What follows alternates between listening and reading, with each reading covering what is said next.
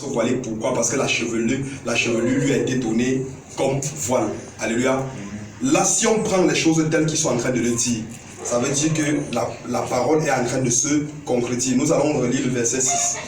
Ce qu'il a dit dans le verset 6.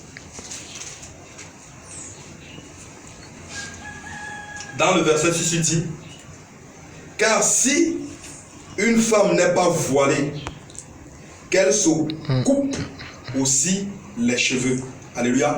On voit ici qu'il demande ici que si la femme n'est pas voilée, qu'elle se coupe aussi les cheveux, étant donné que ce sont les cheveux là qui sont le voile. Alléluia. On voit par là que Dieu ne peut pas se concrétiser lui-même.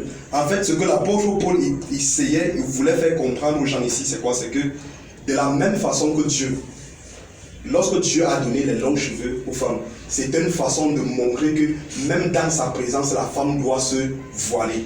Et de la même façon que il a fait en sorte que l'homme ait des courts cheveux, il a fait en sorte que dans la culture, que les hommes aient des courts cheveux, c'est une preuve que lorsqu'on entre dans sa présence, on prend ici. Donc on voit par là que leur théorie qui veut dire là que les cheveux jouent déjà le rôle du voile, ça ne peut pas donner, sinon les Écritures vont totalement entrer en contradiction.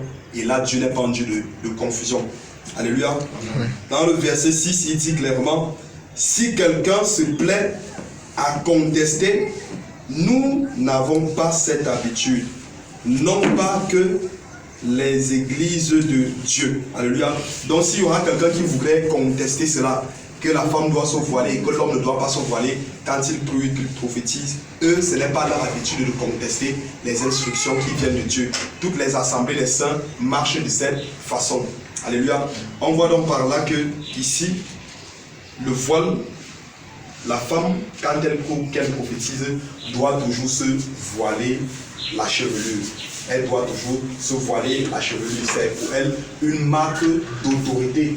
C'est pour elle une marque d'autorité pour montrer à l'autorité dont elle appartient. Alléluia. Et c'est très très important. Et une fois qu'il n'y a pas le voile, là on ouvre la porte à l'ennemi et l'ennemi pourra frapper. Mais cependant, ce n'est non plus une obligation. Ce n'est non plus, ne faisons pas de ça un joug, que forcément